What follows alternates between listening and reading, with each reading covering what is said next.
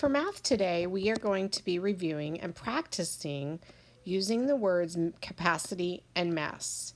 So our objective today is I can determine the appropriate unit to measure capacity and mass. And if you remember, I did a video in my kitchen last week of measuring capacity. So I chose a water bottle. And if you remember, I said that the best way to measure the capacity of a water bottle was using the unit liters. Okay? And also last week, Miss Audie did a lesson with you on mass. And you can determine the mass of an object by using a pan balance. So something that's a really big rock over here and a really small pebble over here, this side would be way far down, kind of like a seesaw, and this side would be way far up because the mass of a large rock is much bigger than the mass of a small pebble. So keep that in mind today as we are reviewing capacity and mass. Okay? So, sorry. Capacity is the amount that something can contain or hold. So there are 1,000 milliliters in 1 liter. So what does that tell us about milliliters? If there's 1,000 milliliters in 1 liter, what does that tell us? I want you to think about that, okay? It takes 1,000 milliliters to make 1 liter, okay? So what is the capacity of these containers? What unit would we use to measure the capacity? Would we use liters or milliliters? So boys and girls, this is a thermos. This is kind of like those containers that some of you bring to school with your water in it, okay?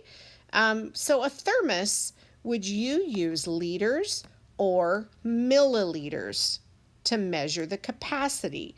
I'm thinking that when I fill up my water bottle, I fill up a lot of water in my thermos or in my water bottle. And so I'm thinking that the best measurement or the best way to determine the capacity of a thermos is to use liters. So this would be about 1 liter. So I'm going to say about 1 liter.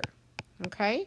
What about this eyedropper? This is an eyedropper. You may have seen these in some medicine at home. And I know when I have given my kids medicine or I've taken medicine out of one of these eyedroppers, I only use a small amount. So I'm going to say that an eyedropper holds milliliters, okay, because it holds a small amount.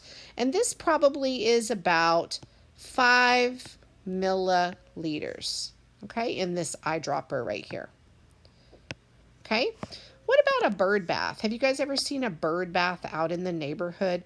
Would you use liters or milliliters to measure how much water this bird bath can hold? I'm thinking if I took this thermos and I filled it up maybe 3 times, that I could fill up that bird bath. So I'm going to say the best unit of measurement for the capacity of this bird bath is liters. It probably holds about maybe 3 liters. Okay. What about this aquarium? Would you use liters or milliliters to measure the capacity? Now I know if I took this eyedropper and I tried to fill up this aquarium using an eyedropper, it would take a very long time. But if I filled up my thermos, which holds about 1 liter, and I filled up this aquarium, it might be, I'm going to say 8 liters. So I'm going to say that we would use liters to measure the capacity of this aquarium. Okay?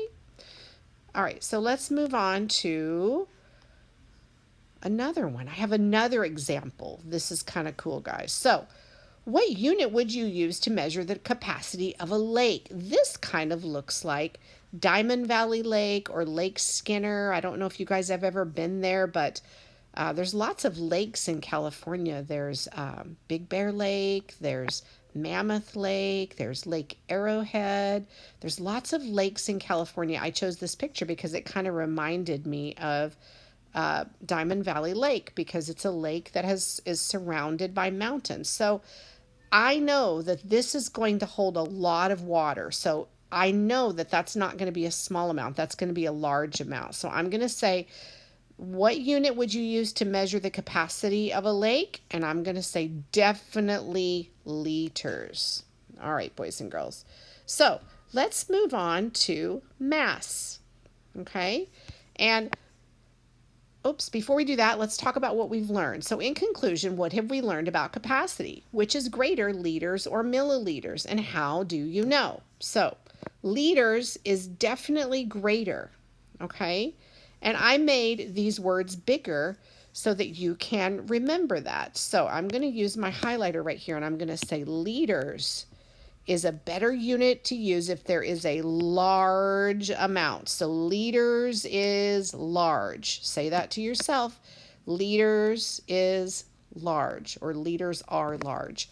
And milliliters is better to use if there is a small amount. Okay, so milliliters is small. Milli is small.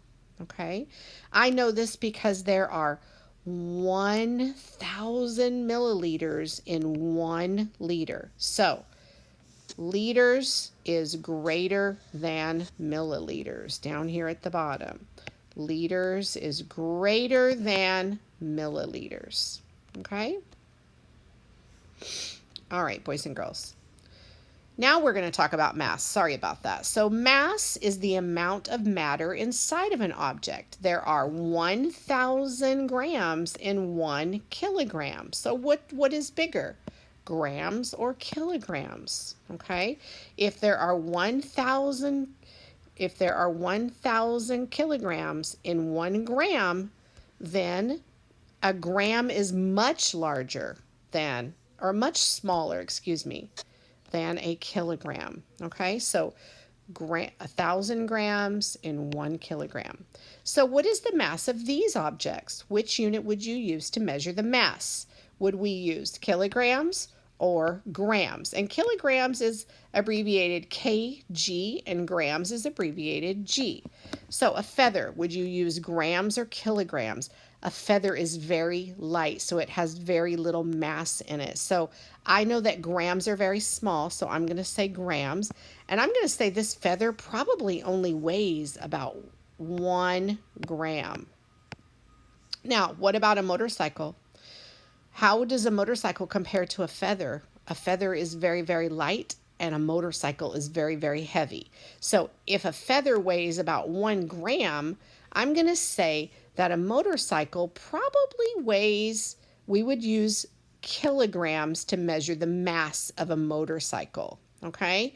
And I'm going to say that this probably weighs about